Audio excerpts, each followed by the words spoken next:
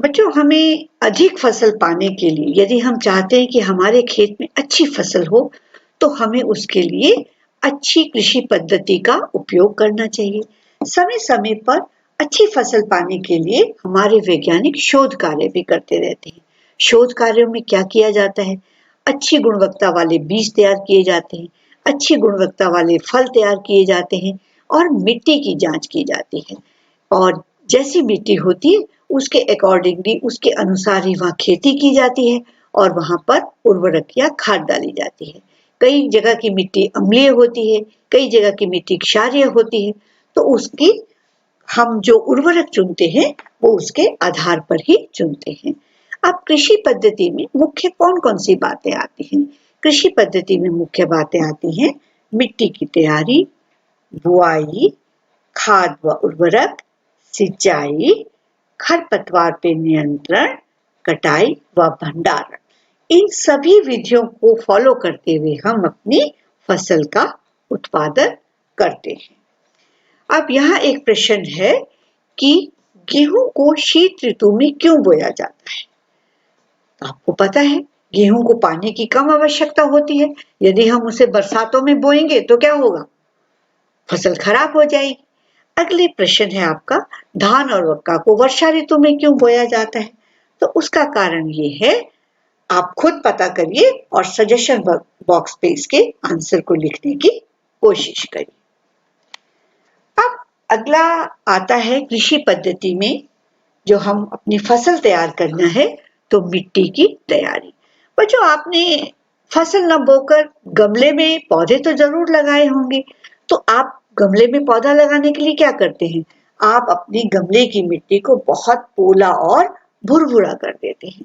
ऐसे ही हमें अपनी खेत की मिट्टी को भी करना होता है। उसे हम पोला और भुरभुरा कर देते हैं। उसके लिए हम किस चीज का इस्तेमाल करते हैं? उसके लिए हम कुदाली, हल, ट्रैक्टर आदि औजारों का हम उपयोग करते हैं। अब हल जो है, हल जानवरों के द्वारा का प्रयोग किया जाता है। कुछ जगह इसमें बैलों का उपयोग होता है, कुछ जगह घोड़ों का और कुछ जगह ऊंट का। इसमें एक लकड़ी का लट्ठा होता है जो जानवर के कंधे पर लगा होता है और उसके साथ एक हल शाफ्ट लगा रहता है जिसके नीचे एक नोकीली कील लगी रहती है जो हमारे खेत को की नीचे की गहराई से मिट्टी को उखाड़ कर ऊपर की ओर ले आती है। और बड़ी जगह, बड़े बड़े खेतों को हम किस चीज का इस्तेमाल करते हैं? हम उसमें ट्रैक्टर का इस्तेमाल करते हैं। ट्रैक्टर से क्या होता है? मिट्टी की निचली परत को पलटकर ऊपर लिया जाता है। इस क्रिया को, जिसमें हम मिट्टी को पोला करते हैं, भुरभुरा करते हैं और मिट्टी की निचली सतह को ऊपर लाते हैं पलटकर, क्या कहते हैं? जुताई। अब है कि हम ये करते क्यों हैं? इसकी क्या जरूरत है?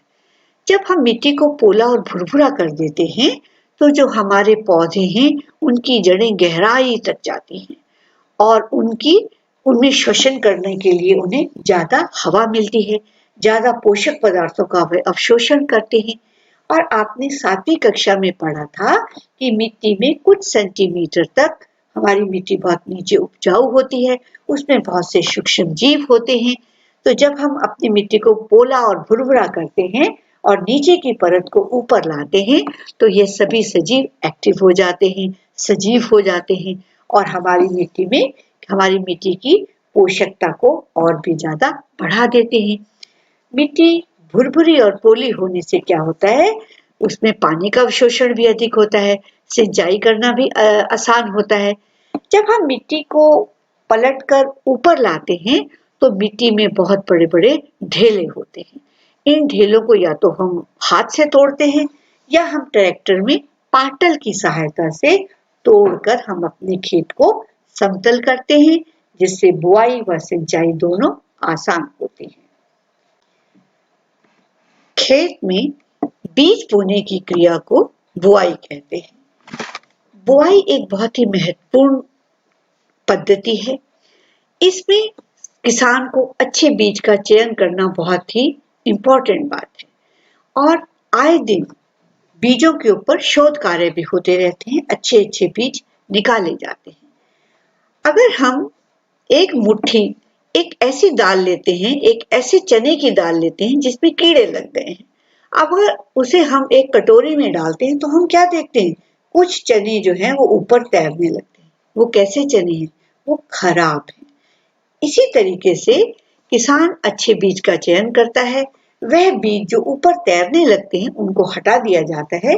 नीचे बैठे हुए बढ़िया भारी बीज जो हैं उनको वो बुआई के लिए इस्तेमाल करता है। बुआई के भी दो तरीके हैं, एक पारंपरिक तरीका है और एक आधुनिक तरीका है। पारंपरिक तरीके में क्या होता है, हल में एक कीप लगा दी जाती है और उसमें बीज डाल दिए जाते हैं और उसके बाद वो बीज थोड़ी थोड़ी दूरी पर गिरते जाते हैं। इसके अलावा कई लोग छींटा भी देते हैं। पर इन दोनों विधियों में जब हम बीजों को बोते हैं तो पौधों की बीज की दूरी बराबर नहीं रहती। कुछ पौधों को प्रकाश मिलता है और कुछ पौधों को नहीं मिलता। कई जगह बहुत सारे पौधे इकट्ठे हो जाते हैं जिससे उन्हें पूर्णतः पोषक तत्व खनिज लवण जो है मिट्टी से वो पूर्णतः प्राप्त नहीं कर पाते। और ये काम जो है बहुत मेहनत का भी होता है और इसमें समय भी ज्यादा लगता है। इसलिए बीज बोने की आधुनिक विधि जो है वो अच्छी मानी जाती है। यह विधि है सीड ड्रिल द्वारा बीजों की बुआई। तो इसमें ट्रैक्टर में सीड ड्रिल को लगा दिया जाता है जिससे बीज जो है वो बराबर दूरी पर गिरते हैं और सभी को बराबर प्रकाश मिलता है, पानी मिलता है और पोषक तत्व मिलते हैं।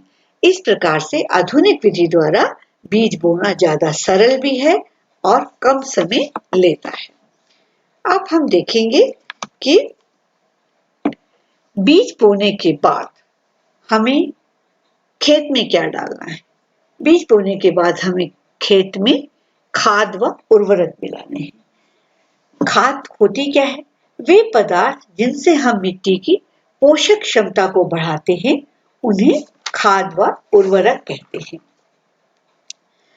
खाद जो है यदि किसान एक फसल को खेत में लगातार बोता रहता है तो धीरे धीरे मिट्टी की उर्वरक शक्ति जो है कम होने लगती है और उस उर्वरक शक्ति को बढ़ाने के लिए ही खेतों में खाद डाली जाती है व उर्वरक डाले जाते हैं। खाद क्या है? खाद जंतुओं के द्वारा से प्राप्त एक अपशिष्ट पदार्थ होता है जिसे खुले में एकत्र किया जाता है और धीरे धीरे सूक्ष्म जीव इसको अपघटित कर देते हैं और अच्छी खाद तैयार हो जाती है। परंतु इसकी तुलना में उर्वरक क्या है? उर्वरक एक अकार्बनिक पदार्थ है।